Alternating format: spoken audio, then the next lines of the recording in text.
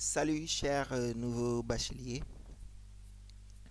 D'abord, on vous félicite d'avoir réussi votre baccalauréat et on vous souhaite la bienvenue à la MPCI Bambey. Alors, je vous présente la MPI Academy, qui est une organisation d'étudiants et d'anciens étudiants qui a vu jour à l'université Assane Seck de Ziguinchor. Et l'objectif principal de cette organisation, c'est d'aider le maximum possible les étudiants scientifiques, mathématiques, physique, informatique, chimie, ainsi de suite, à réussir dans ces domaines-là. Alors, il y a de cela quelques années, cela a été créé à l'université de Ziguinchor et ça aide beaucoup, surtout au niveau des étudiants de la première année. Alors on s'est dit pourquoi ne pas créer une section à Bambey et plus tard dans les autres universités. De cette manière, MPI Academy sera une organisation qui touchera toutes les universités. Alors, je m'en vais vous présenter un peu la MPCI 1. MPCI 1, c'est la première année de MPCI. Les années passées, il y avait MPCI 1 et MPCI 2, c'est-à-dire la deuxième année de MPCI et la première année de MPCI. Actuellement, il n'y en a plus. En deuxième année, vous êtes obligé de choisir entre MPI ou PC ou SID. Donc, il n'est plus lieu de dire MPCI 1, mais quand même la nomination reste toujours. Et on parlera du système LMD, ça veut dire comment ça marche, l'organisation des enseignements, des examens, ainsi de suite. Parce que bon, au lycée, vous avez un système qui consistait à quoi? Faire un chapitre, faire un devoir dessus, faire un examen et avoir une moyenne supérieure ou égale à 10 et passer en classe supérieure. Alors vous allez voir qu'ici, ça marche un peu différemment. Le système LMD, ça signifie licence, master, doctorat. La licence, c'est pour 3 ans. Le master, c'est pour 5 ans. Et le doctorat pour 3 ans. Donc, voici les cycles qui constituent les études universitaires. Et avant, il y avait un autre système quand même, mais il y avait la licence, il y avait la maîtrise, il y avait toujours le doctorat et entre les sections là, il y avait d'autres petites sous-parties. Actuellement, on parle seulement de LMD et c'est ce qui est en vigueur dans plusieurs universités du monde. Alors, on vous parlera de la MPCI, hein, la première année de la MPCI, comment ça marche, quels sont les éléments qui constituent les unités d'enseignement, ainsi de suite. On vous parlera ensuite des enseignements en tant que tel, comment on enseigne à l'université. Et on vous parlera des évaluations. Ensuite, on parlera des conditions requises pour un passage. Donc, il y a deux passages, passage conditionnel ou bien passage définitif. Contrairement au lycée où il fallait avoir une moyenne supérieure ou égale à 10 ou être repêché si on est proche de ces moyennes-là. Donc, voilà. Ici, c'est un peu différent. Il y a la notion de crédit qui entre en jeu et on vous parlera de ça en détail. Et ensuite, on va essayer de vous donner quelques conseils qui pourront peut-être, qu'on juge nécessaire que ça vous sera utile peut-être. Alors, pour la MPCI, l'année est constituée de 2 semestres. 2 semestres. À la fin de chaque semestre, on doit faire un examen et un rattrapage. Examen session normale et examen session rattrapage pour ceux qui n'avaient pas validé des matières lors de la première session. Alors, une fois terminé, on passe au second semestre. Donc, à la fin du premier semestre, on peut même passer au second semestre en attendant d'organiser des examens pour le premier semestre. Un peu comme au lycée. Si vous aviez la chance de terminer le programme au mois de décembre, le programme du premier semestre, vous foncez directement sur le programme du second semestre en attendant les examens. Donc les examens, normalement, ça devait se faire juste à la fin du semestre. Mais bon, ça n'a pas un impact direct sur le déroulement de la suite. Alors, le premier semestre, voici les éléments, les unités d'enseignement qui constituent le premier semestre. Il y a d'abord l'unité d'enseignement mathématique. Comme on est en MPCI, c'est normal qu'on parle de mathématiques. Et l'unité d'enseignement mathématique est constituée de 8 crédits. Alors, on reviendra sur la notion de crédit. L'unité d'enseignement mathématique est constituée de 2 éléments. C'est-à-dire, en mathématiques, on a 2 éléments.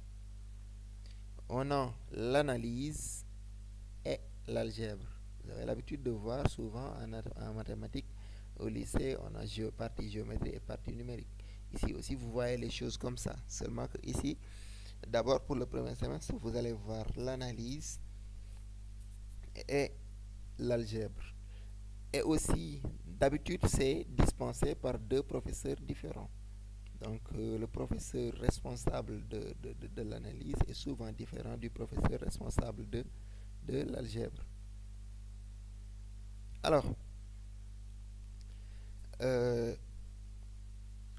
ces éléments-là, c'est ce qui constitue l'unité d'enseignement mathématique.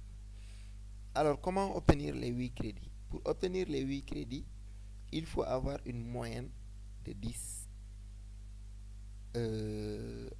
en analyse algèbre. Donc, si vous avez en analyse 18 et en algèbre 17, vous avez validé l'UE mathématique avec une moyenne de 18 plus 17 sur 2 qui vous fait 17,5. Donc vous avez en UE mathématique une moyenne de 17,5 et vous avez validé. Donc vous avez les 8 crédits qu'il vous faut. Si vous avez en analyse 3 et en algèbre 5, 3 et 5 ça fait 8, 8 divisé par 2 c'est 4, donc vous avez 4. Vous n'avez pas validé l'UE mathématique, par conséquent, vous n'avez pas les 8 crédits. Vous avez 0 crédit. Alors, si vous validez l'analyse avec une moyenne de 11, par exemple, et l'algèbre, vous avez une moyenne de 7. 7 plus 11, ça fait 18. 7 plus 11, ça fait 18. 18 divisé par 2, ça fait 9. Normalement, vous n'avez pas validé l'UE mathématique parce que vous avez une moyenne de 9. Sauf si on vous repêche.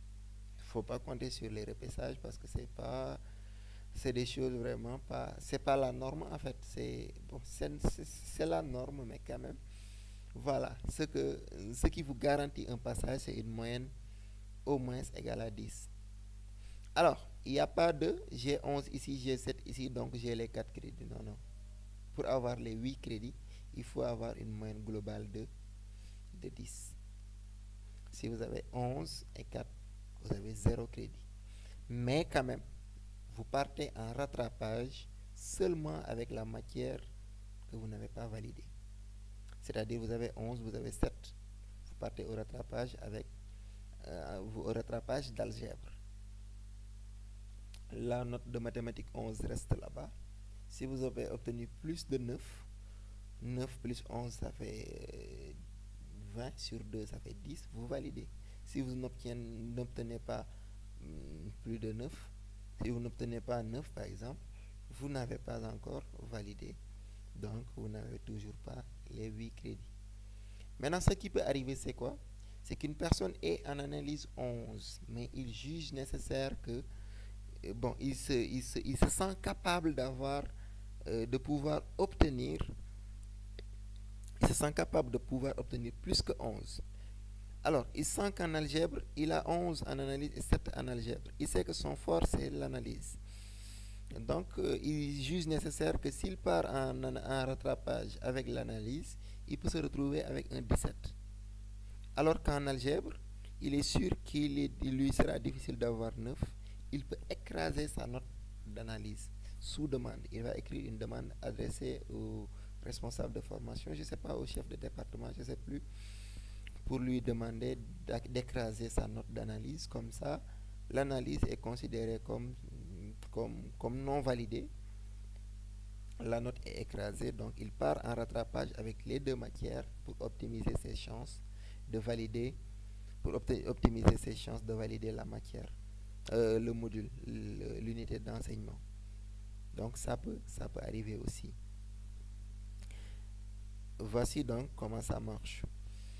Alors, il y a l'UE physique qui est constitué de la mécanique du point. La mécanique du point, c'est les points qui se déplacent, ainsi de suite, soumis à des forces, bilan des forces, énergie, vitesse, énergie cinétique, tous ces trucs qui tournent autour là. C'est ça qu'on appelle la mécanique du point. Et l'électrostatistique, bon, les charges électrostatistiques et tout ce qui tourne autour de cette théorie-là, c'est l'électrostatistique.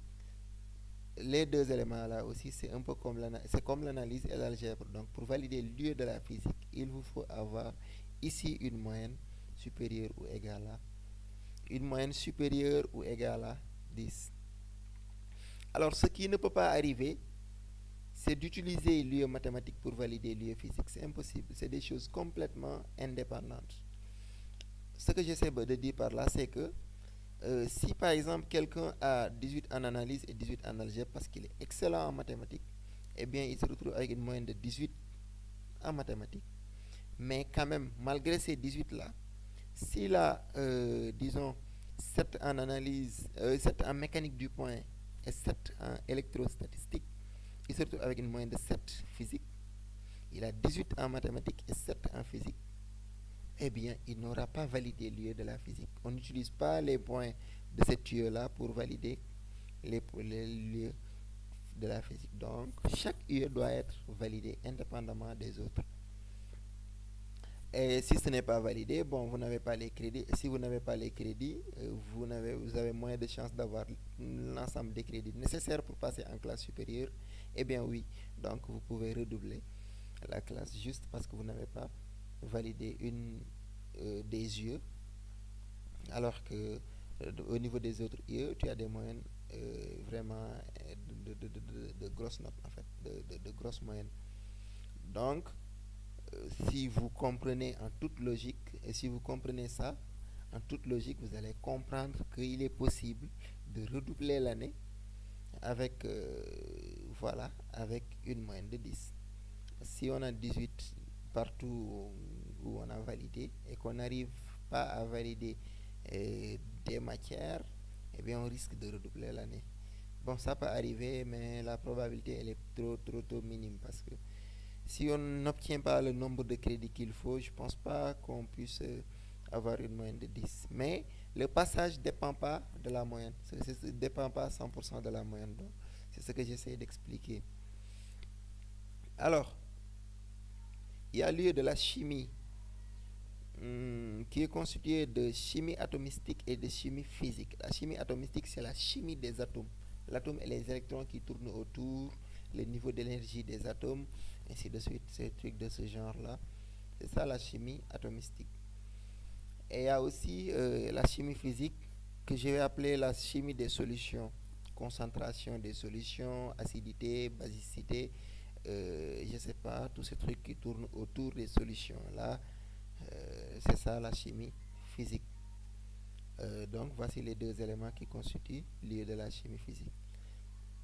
Alors, jusque-là, analyse. Il y a son professeur. Bon, on reviendra sur ça. Disons seulement qu'après, il y a l'IE informatique qui est dispensé de manière générale par un seul professeur et des professeurs de TD. Donc, algorithme et programmation. Donc, c'est ça. Si vous avez la moyenne, vous avez la moyenne. Si vous n'avez pas la moyenne, vous n'avez pas la moyenne. Donc, voilà, ça marche comme ça. C'est 4 crédits. Et il y a ce qu'on appelle l'anglais. L'anglais aussi, il est dispensé par un professeur et il est constitué seulement de l'anglais. Donc, vous validez pas. Alors, ce qui se passe, c'est ça, c'est le premier semestre. Si vous faites la somme, ça fait 30 crédits. 8, 3 fois 8, 24, 25, 26, 27, 28, 29, 30. Donc, vous avez 30 crédits. Le second semestre aussi, c'est presque pareil, hein, c'est les mêmes yeux qui reviennent. Alors cette fois-ci seulement que un second semestre, donc il y a l'analyse 2 et l'algèbre 2. L'analyse premier semestre, on appelle ça analyse 1 et ça continue. L'analyse second semestre, on appelle ça l'analyse 2. Donc c'est une continuité de l'analyse que vous avez vue en premier semestre. Et pourquoi 1 et 2? Parce que même l'année suivante, la deuxième année, eh bien, si vous aurez l'analyse 3, c'est-à-dire le premier semestre de la deuxième année, c'est le troisième semestre troisième semestre de l'année. Parce qu'en fait, le système LMD raisonne en termes de semestre. Donc, voilà, la licence est constituée de 6 semestres. Le premier semestre, le deuxième semestre, le troisième semestre qui est constitué, qui est le premier semestre de la deuxième année, le quatrième semestre qui est le deuxième semestre de deuxième année, cinquième semestre jusqu'à sixième semestre. C'est comme ça que ça marche en fait. Alors, voilà. Donc l'analyse là, ça va continuer jusqu'à l'analyse 4 en deuxième année. Alors en physique, vous aviez mécanique du point, n'est-ce pas? C'est ça. Je vous ai dit que vous avez mécanique du point et électrostatistique, électromagnétique, je crois. Mais cette fois-ci, ça va changer. Vous aurez optique et électricité. Donc électrostatistique, ça s'arrête là-bas. Jusqu'à peut-être en troisième année, vous allez revoir les choses. Ou bien en deuxième année. Mais en tout cas, pour cette année-là, électrostatistique s'arrête au premier semestre et vous allez voir l'électricité avec les dipôles, les bornes, les branchements en série, les branchements en parallèle, les nœuds, loi des mailles, ainsi de suite. Et en optique, ce que vous allez voir, c'est les lentilles minces, la lumière, les lumières même, je peux dire, la déviation des lumières, tout ce qui tourne optique en quelque sorte, comme son nom l'indique, ça fait allusion à la fusion, à truc. Donc chimie atomistique, chimie physique, ça ne va pas changer. C'est la continuité de chimie atomistique et la continuité de chimie physique du premier semestre. Informatique aussi, c'est toujours algorithme et programmation. Algorithme, j'avais pas truc. Algorithme, en algorithme, on vous apprend comment parler avec une machine. Et en programmation, vous allez parler avec des machines. Donc, vous allez parler aux machines, je veux dire. Et l'anglais reste l'anglais. Alors, l'enseignement.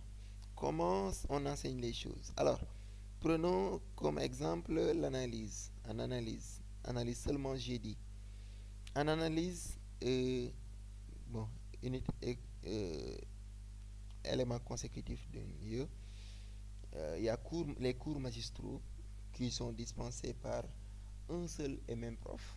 Par exemple, en analyse, c'est un seul professeur de cours magistraux qui vous regroupera dans une amphi de 300-400 étudiants, c'est-à-dire toute la promotion partira à l'amphi, à moins que l'amphi ne puisse pas les contenir.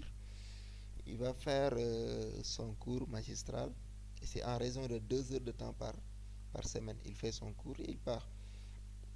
Alors il peut écrire au tableau, il peut projeter, il peut même s'asseoir et parler avec vous.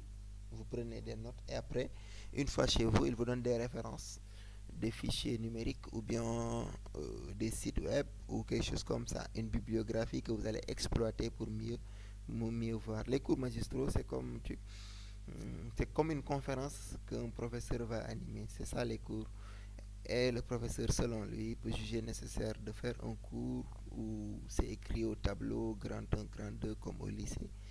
Il peut projeter, faire une projection de film ou bien de présentation. Euh, ou bien parler tout simplement avec vous. Et les cours magistraux ne sont pas obligatoires. Mais ce que je vous conseille, c'est d'aller assister à ça parce que si ne pas être obligatoire et ne pas être important sont différents. Et je vous certifie que c'est très important, les cours magistraux. Alors, pour la même matière, il y a professeur de cours magistraux, il y a aussi un professeur de TD. TD, c'est travaux dirigés. Alors, professeur de travaux dirigés,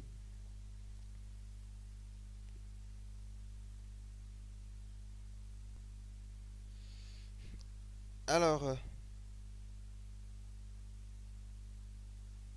bon, j'ai fait une petite pause. Alors, pour les travaux dirigés, je disais qu'il y a un professeur. Vous serez divisé en groupe d'environ de 20 à 30, voire 50 étudiants.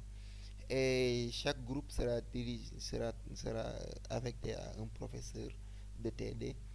Et le professeur de TD, son objectif, son rôle, c'est de vous accompagner à exploiter, à travailler les séries d'exercices. Donc, c'est comme la correction des séries d'exercices, ainsi de suite.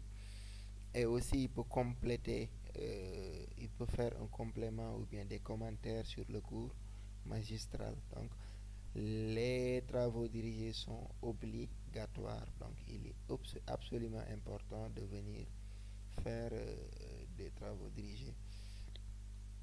Si vous fuyez au niveau des TD, le professeur peut se voir obligé de vous sanctionner. Donc c'est important les travaux dirigés. Alors, au-delà, et puis autre chose, les professeurs de travaux dirigés et de cours magistraux ils travaillent en parfaite coordination, donc ils travaillent ensemble. Alors, chacun d'entre eux peut proposer son devoir et après, bon, chacun d'entre eux peut corriger et même l'examen, ça se passe comme ça. Donc, ils travaillent ensemble en parfaite collaboration et ils donnent ensemble les séries d'exercices et ils font tout ensemble. Ou bien que le professeur de cours magistral peut donner, ainsi de suite. Ça, en tout cas, il faut comprendre qu'il n'y a pas une truc, il y a une je sais pas comment l'exprimer même, il y a une coordination entre dans leur travail.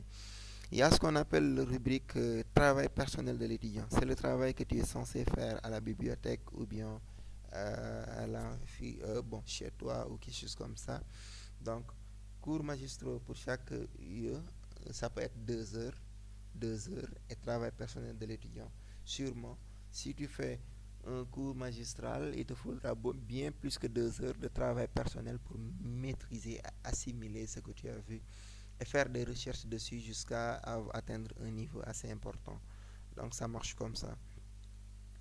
Cours magistraux, cours travaux dirigés, travail personnel de l'étudiant. Voici comment ce qui constitue l'université. Malheureusement, les étudiants ont tendance à ne pas respecter la dernière rubrique parce que cette dernière rubrique parce que ça c'est pas supervisé, donc c'est ton travail pour toi et toi seul. Donc si tu fais pas ton travail, tu auras des difficultés quand même pour valider la matière parce que sinon on n'allait pas te dire qu'il faut travailler chez toi à hauteur de tel nombre d'heures par semaine. Donc voici comment ça marche. Alors pour les évaluations, il y a des devoirs qui sont rares. Hein. La majeure partie des professeurs ne font pas de devoirs. Mais il y a aussi des examens. Les examens, il y a session normale et session de rattrapage. Donc à la fin de chaque semestre, il y a un examen pour chaque matière.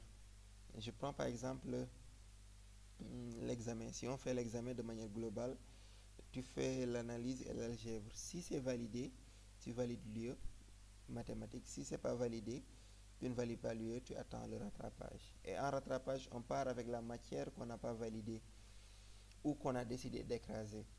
Donc ça marche comme ça. Et les devoirs, avant l'examen, le professeur d'analyse par exemple, peut juger nécessaire de faire un devoir et de t'octroyer une note à l'issue de ce devoir, ou bien des travaux à faire à la maison par le professeur de TD qui sera considéré comme devoir. Alors, calculer la moyenne de l'UE, on va prendre la note, par exemple pour l'analyse, on va prendre la note de devoir et la note de l'examen. La note de l'examen représentera 70%, je crois bien, et la note de devoir 30%. On va faire les calculs et c'est ce qui sera ta note en analyse. En algèbre, la même chose. Si ça permet de valider l'UE, ça va. Sinon, on écrase la note de l'examen et tu reprends l'examen. Mais une note de devoir n'est jamais écrasée.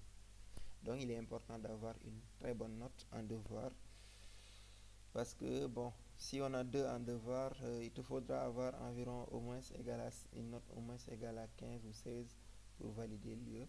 Si on n'arrive pas à l'obtenir aux premières sessions et on part au second semestre, en seconde session, la note de l'examen du première session sera écrasé et quand même la note du devoir qui était le 2 là va rester encore et sera calculée encore, va être utilisée avec la note de seconde session pour voir ta moyenne. Donc c'est comme ça que ça marche. Donc l'examen ça marche pour toutes les matières. Alors, session normale et session de rattrapage. Rattrapage c'est pour les matières non validées. Alors, pour les passages en classe supérieure, il te faudra comptabiliser 70% des crédits. Les crédits, c'est 60 crédits, 30 crédits premier semestre, 30 crédits second semestre. Si on a au moins 42 crédits, on peut passer en classe supérieure. Et voici les options. Tu peux passer en MPI sous demande. Tu peux passer en SPC sous demande. Tu peux passer en statistique et informatique décisionnelle sous demande. Donc voilà, à la fin, si tu capitalises les crédits, tu écris ta demande et tu déposes. Si on te prend en MPI, tu pars là-bas. C'est-à-dire la demande, tu spécifies que tu veux aller en MPI ou bien tu fais une demande pour PC, ainsi de suite.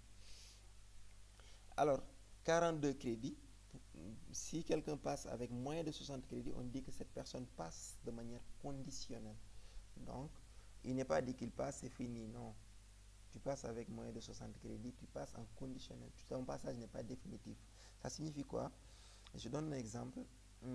Si en premier semestre, voilà, si en premier semestre on a 30 crédits, en second semestre, on obtient 30 crédits, on obtient ces crédits-là, par exemple. On valide la chimie, l'informatique et l'anglais. Ça te fait 44 crédits, je pense bien. Les 30 plus les 14 là, ça te fait 44. Il te reste 16 crédits, donc quand même tu passes en classe supérieure, mais l'année suivante, c'est-à-dire quand tu es en deuxième année, si la MPCI 1 fait son examen de mathématiques second semestre, tu dois faire l'examen avec eux. S'ils font leur examen physique, tu dois faire l'examen avec eux. Donc, c'est comme si une dette qu'on te permet de traîner. Alors, si tu n'as pas 42 crédits, tu redoubles la classe d'office. Maintenant, si tu as 42 crédits, tu passes et l'année suivante, tu seras en L2, mais quand même, tu seras obligé de faire des examens en même temps que la L1 sur les yeux que tu n'as pas validés. Alors, le danger du passage conditionnel, c'est que, je donne un exemple, Bordeaux-Amrac, l'utilisation qu'on fait de l'expression Bordeaux-Amrac, c'est comme si on t'avait donné une dette pour que tu passes en... On t'avait fait une dette pour que tu passes en deuxième année. Alors, si tu passes en deuxième année, tu valides les 60 crédits de la deuxième année pour passer en troisième année. Et que mal malheur, tu n'as pas validé, tu n'as pas comblé ta dette de première année, tu ne passeras pas en classe supérieure. Même si c'est 2 crédits, même si c'était seulement l'anglais du premier semestre, de la première année que tu n'avais pas validé et que tu es passé avec 58 crédits en deuxième année. Et qu'en deuxième année, tu as 60 crédits, tu seras obligé de redoubler la deuxième année avec tes 60 crédits-là. Et l'année suivante, tu seras inscrit en deuxième année, mais cette année-là, toute l'année, tu n'auras que l'anglais de premier semestre à faire. Donc, le passage conditionnel n'est pas valable de la L1 entre L1 et L3. C'est juste des classes, des niveaux qui sont consécutifs. Par contre, en deuxième année, en première année, tu peux valider avec 58 crédits, tu passes en deuxième année, tu combles la dette. Tu pars en deuxième année, tu combles la dette de la première année et que tu valides aussi la deuxième année avec 54 crédits par exemple. Là, tu n'as plus de dette en première année et tu as plus de 42 crédits en deuxième année, donc tu passes en troisième année. En passage conditionnel toujours. Maintenant, là, c'est fin de cycle. La troisième année, c'est fin de cycle. Et en fin de cycle, tous les crédits doivent être comptabilisés avant que tu aies ta licence. Donc, tu ne passes pas en master tant que tu n'auras pas comblé tous les 120 crédits, c'est-à-dire 60 premiers semestres, première année, 60 deuxième année, 60 troisième année. Donc, il n'y a pas de passage conditionnel entre la troisième année et la quatrième année. Donc, tu valides tout ou tu ne passes pas. Alors, passage. Donc, merci de votre aimable attention. Et juste un petit conseil sur les révisions, sur le travail. Malheureusement, il y a deux groupes de gens, ou trois même. Ceux qui sont là, qui prennent les choses trop chic et qui travaillent beaucoup, beaucoup, beaucoup, mais qui travaillent mal, qui finissent par surmener ou se créer des problèmes eux seuls parce qu'ils se disent que bon, c'est difficile, je ne vais pas pouvoir passer. En toute rigueur, si tu respectes ton travail, tu fais les exercices au jour le jour et tu fais tes révisions comme il le faut et tout, il n'y a pas moyen que tu n'arrives pas à passer donc, en classe supérieure. Donc voilà. Il est très très très important de bien voir comment on travaille. Donc, il faut bien respecter le travail et travailler au jour le jour. Et surtout travailler pour la passion et pas juste pour valider et passer. Ça, j'ai remarqué cette tendance récemment. Mais il faut apprendre à aimer ce que l'on fait et à aimer la réussite avant tout. À se documenter surtout, surtout, surtout pour avoir beaucoup plus de connaissances au lieu de faire juste la chasse au point et passer ou bien de surmener sur, je sais pas en tout cas. Donc il faut travailler surtout bien et vous libérer l'esprit. Prendre les choses pas à la légère, les choses ne sont pas toutes légères, mais quand même travailler nécessairement et convenablement. Il ne faut pas suivre les gens qui vont dire que, voilà, bon, en général, c'est des gens qui ne sont même pas en MPCI, mais ils nourrissent l'idée du genre, bon, la science, elle est compliquée, il ne va pas falloir qu'on dorme pour truc. Il n'y a rien de plus difficile qu'un baccalauréat et vous avez réussi le bac. Donc ici, il n'y a pas moyen pour que vous ne réussissiez pas et ne surmenez pas. Alors, libérez-vous, travaillez convenablement, continuellement et de manière constante. Et vous verrez que ça va passer. Faites du sport, reposez-vous, divertissez-vous, décompressez et tout, mais travaillez surtout. Donc c'est le seul conseil que j'ai à vous donner là. Merci de votre aimable attention et bonne chance pour la suite.